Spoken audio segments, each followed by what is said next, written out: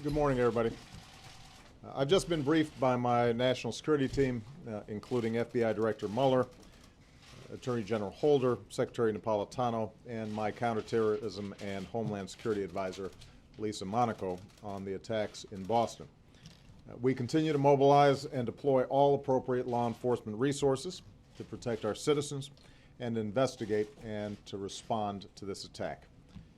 Obviously, our first thoughts this morning are with the victims, their families, and the city of Boston.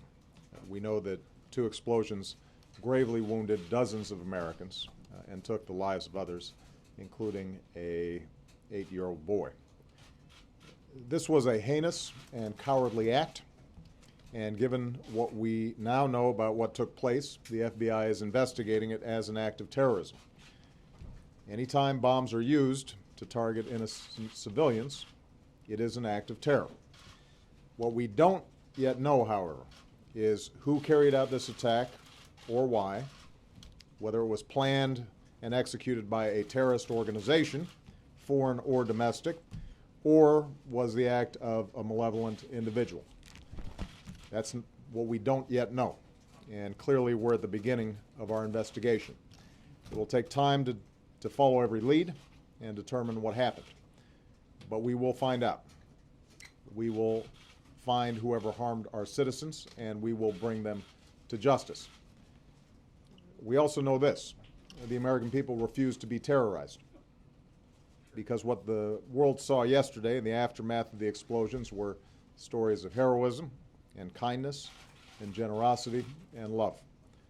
Exhausted runners who kept running to the nearest hospital to give blood, and those who stayed to tend to the wounded, some tearing off their own clothes to make tourniquets. The first responders who ran into the chaos to save lives. The men and women who are still treating the wounded at some of the best hospitals in the world.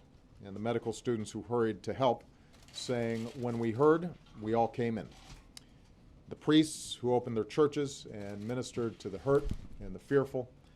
And the good people of Boston who opened their homes to the victims of this attack and those shaken by it.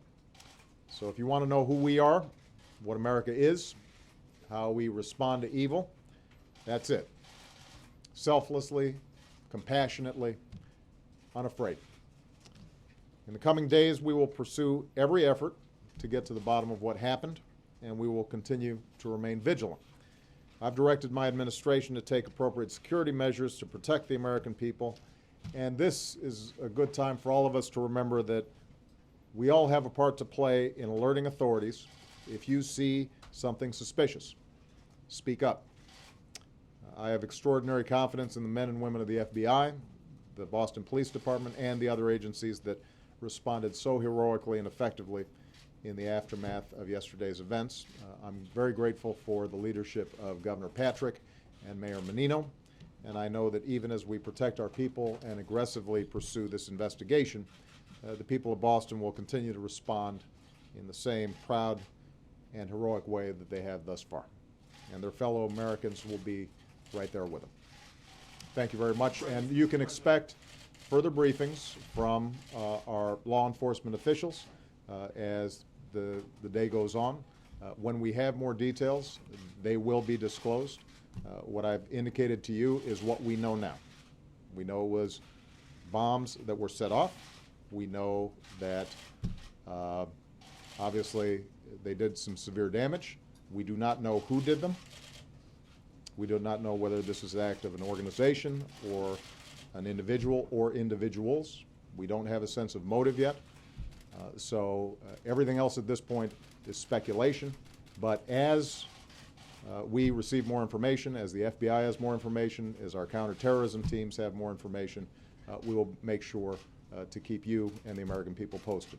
All right? Thank you very much, everybody.